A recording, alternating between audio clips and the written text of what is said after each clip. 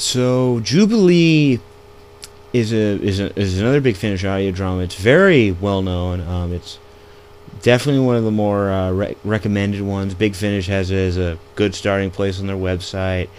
If you ever try and find a review for it, you're more than likely going to see high marks for it, and it's deservedly so.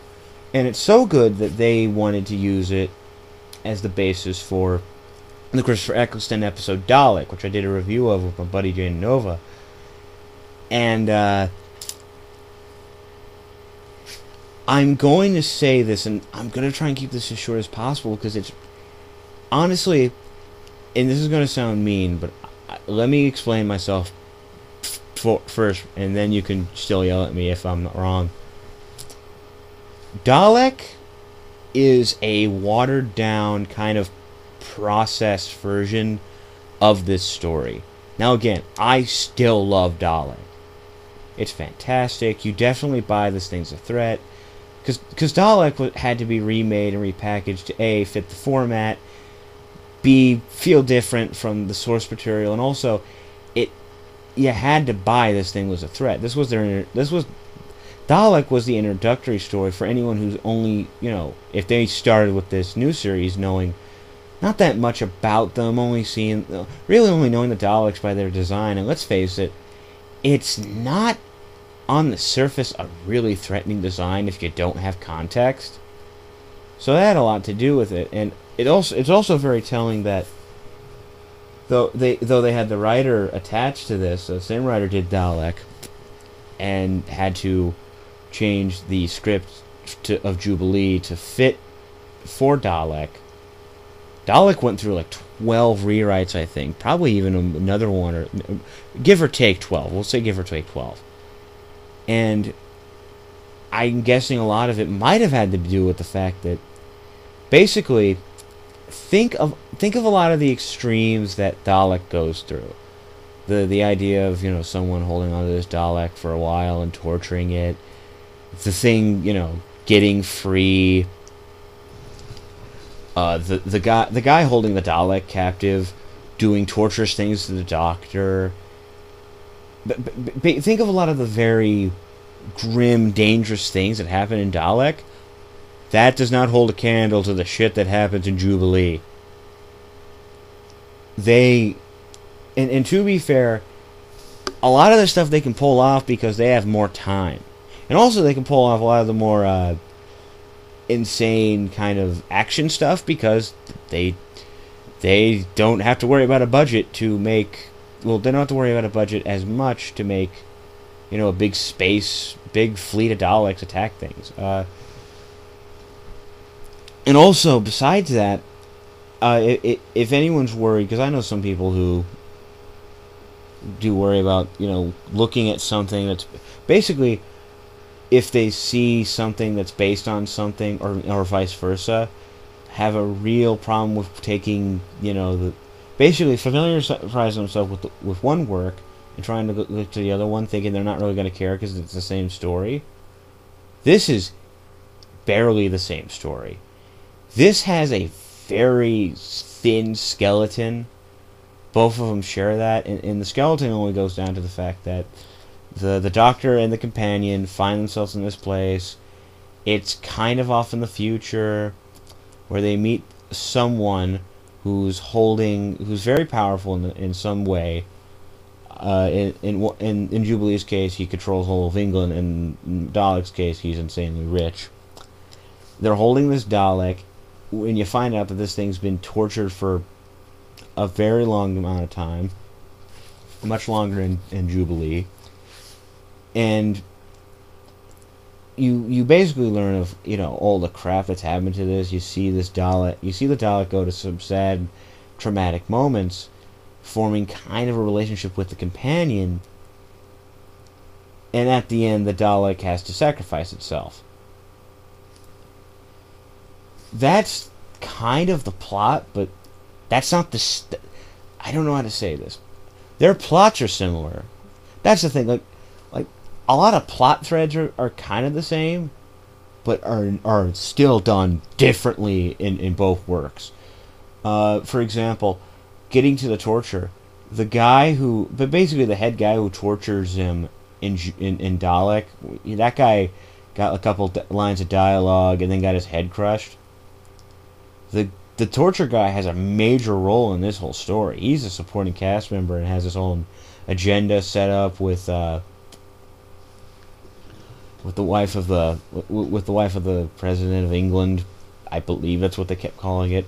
I listened to this like 2 nights ago and I still can't remember it all. Sorry, I'm terrible. The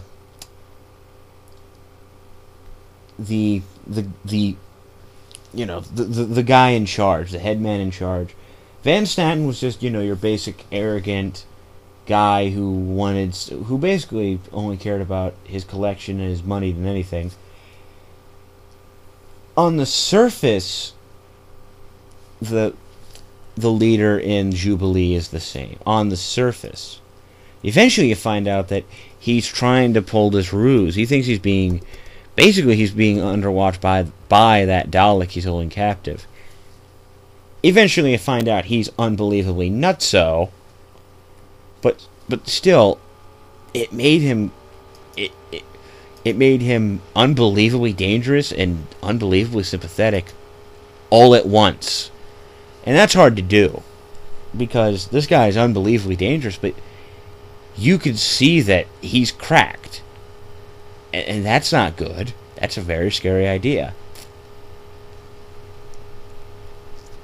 And then the relationship, whereas they kind of had to contrive some sort of way of connecting Rose and the Dalek in the Eccleston episode by, she's a time traveler, and because of that, her magic touch restores his power, but allows a sort of bond with them because of the DNA thing. Here, it's just because the companion here is Evelyn Smythe, the character that's tough to really define.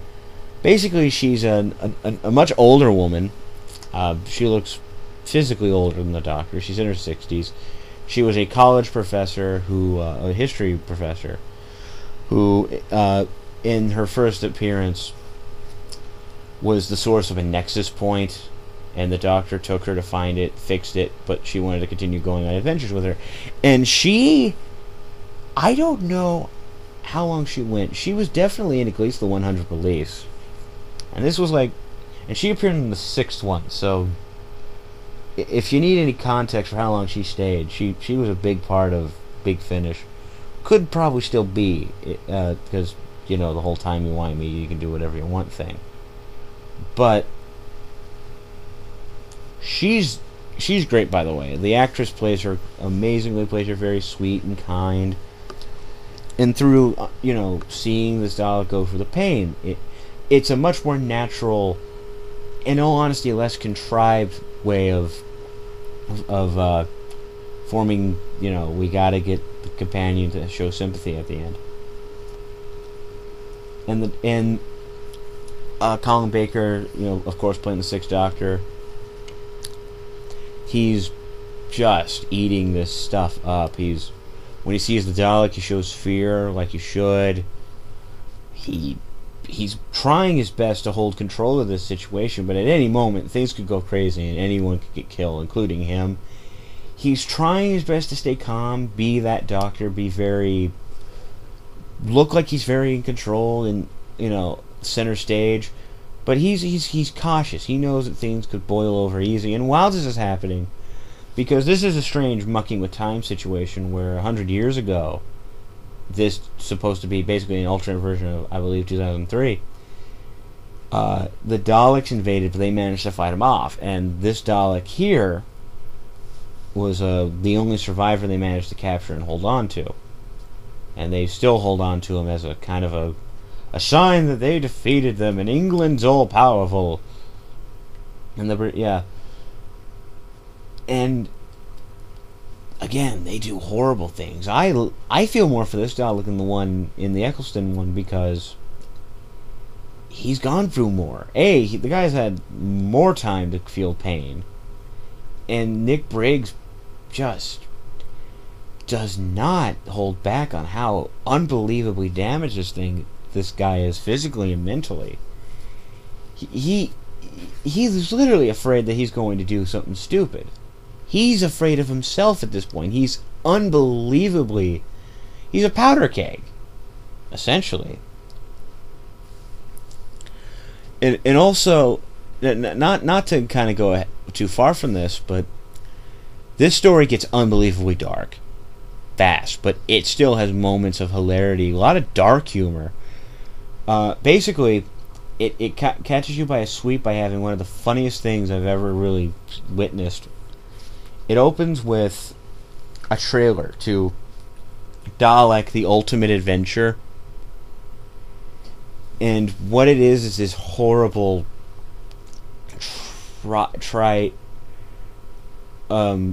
action movie. Basically, imagine if Michael Bay directed a Doctor Who movie, and the Doctor's this suave young guy who says unbelievably terrible, cliched one-liners, and the Daleks literally giggle and laugh maniacally and are over the top and completely out of character.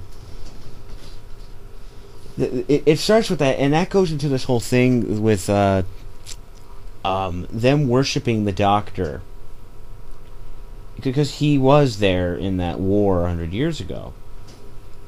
And there is this whole thing where they of course when they find out he is the Doctor, they don't know it's him. They need proof besides the fact that he's wearing his awful jacket. And then there's this whole thing about torture.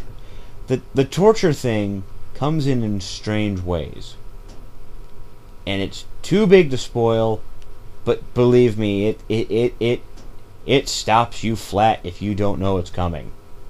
And I didn't, and I was unbelievably shocked. I actually spoiled it for someone and kind of felt bad for myself. I was like, oh dude, did I do that? I feel like an idiot.